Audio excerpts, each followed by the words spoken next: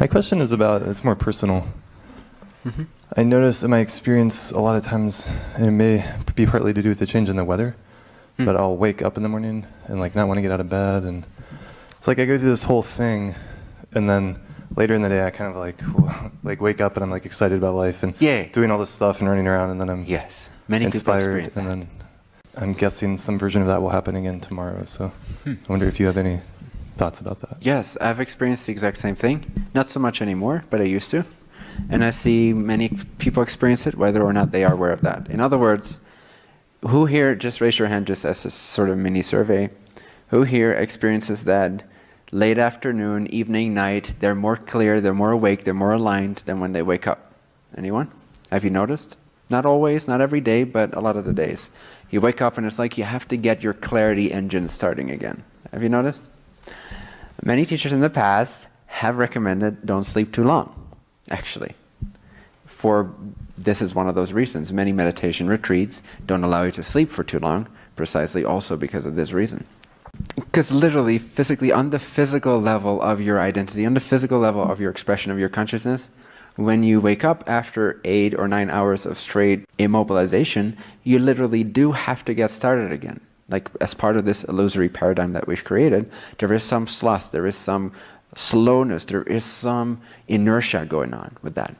And so also that is to teach us the lessons of balance and the lessons of clarity and precision and alignment. It's all a physical representation. It's an excuse, it's a permission slip for us to play with the physical in such a way that it teaches us balance, that without those limitations we could not teach ourselves. So first of all, my first recommendation, sleeping less is definitely not my first recommendation, but it is in there along the lines of things you could experiment with. My first recommendation is to really, really find your joy.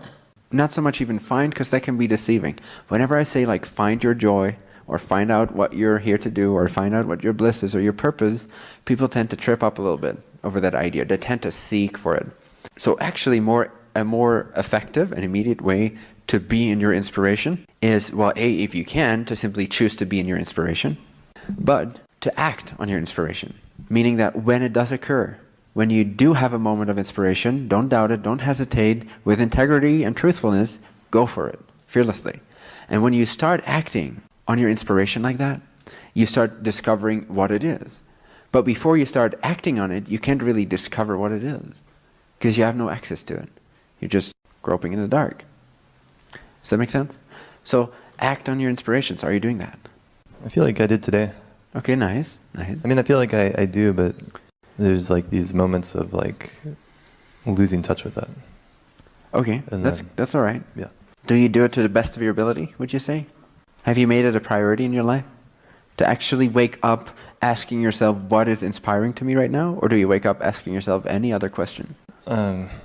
Lately, it's like I've gotten away from that, but in the past, there's been times where I felt that. Nice, we'll go back to that maybe. Yeah.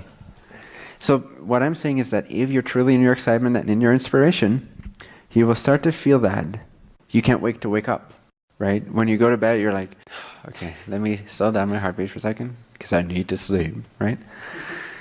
So you fall asleep, but you wake up because you're still excited. I mean, when you wake up, you're still excited. And so you're happy to start your day. You're actually inspired to start your day. Your engines are already going. Does that make sense? Yeah, I want that. Uh-huh. Maybe that's part of why I came up here to like say that. Nice. I want that. How long do you sleep? Usually like 7.5 or 8 hours. Okay. So. Do you experience grogginess when you wake up? Or do you experience clarity of body? Well, it's more like I wake up and I like lie in bed, and there's a part of me that just wants to like lie in bed all day. Okay. Like, That's so interesting. Isn't that beautiful? Yeah. Who resonates with that? At least who has experienced that? Not resonate with it, like that's what I want to do. But like who experiences that? Right? Sometimes you wake up and you're like, I could sleep all winter and not wake up until it's summer, right? Yeah, some feeling like that. Yeah, and it's a representation for how long or how to what extent during that day or during that period in your life you've been in your resistance rather than in your joy and in your flow and in your effortlessness. Does that make sense? Yeah. The more you are in your resistance to what's true for you, in other words, the more you're accumulating around yourself things that don't belong to you, things that are seeming obligations, but not really. They're self-created illusions that you feel responsible for. Things that deny or oppose seemingly your flow, your bliss.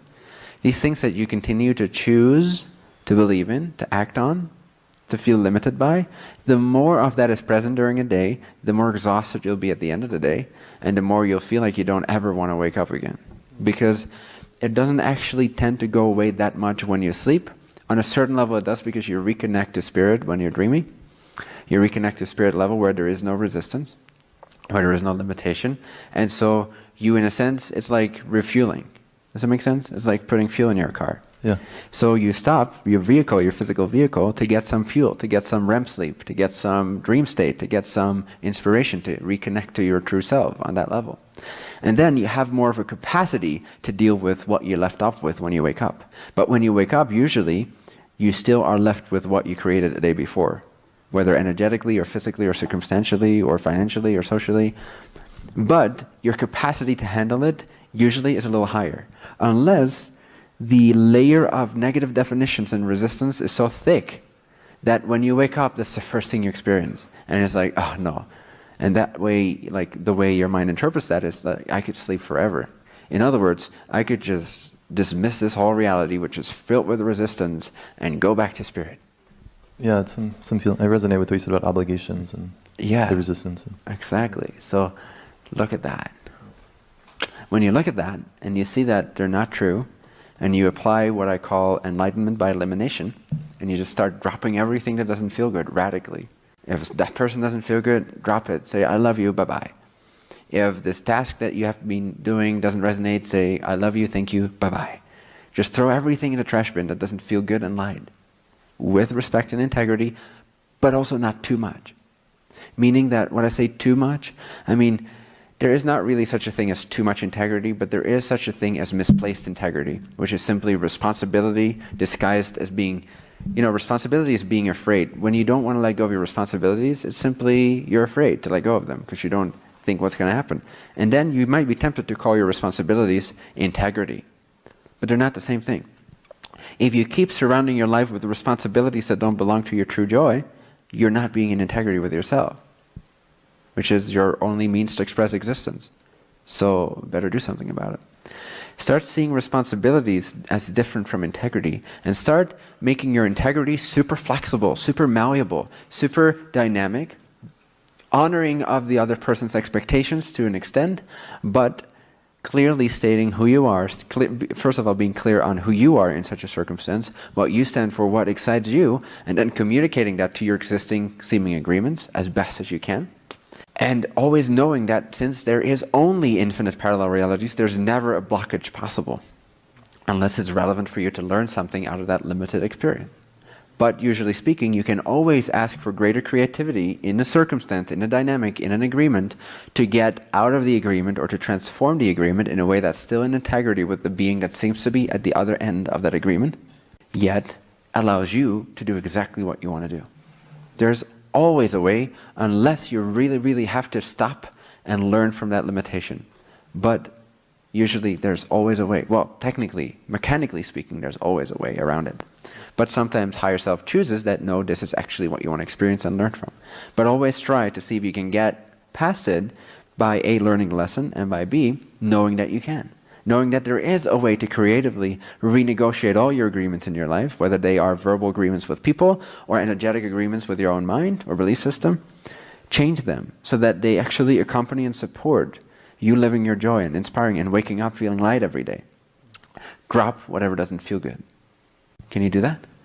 Yes. I'll guarantee you, you'll wake up much more like you did as a kid. Not waiting to, you couldn't wait to get out of your bed. Yeah. You didn't want to go to sleep. Well, I never wanted to go to sleep. Yeah. I still don't. Still hate it.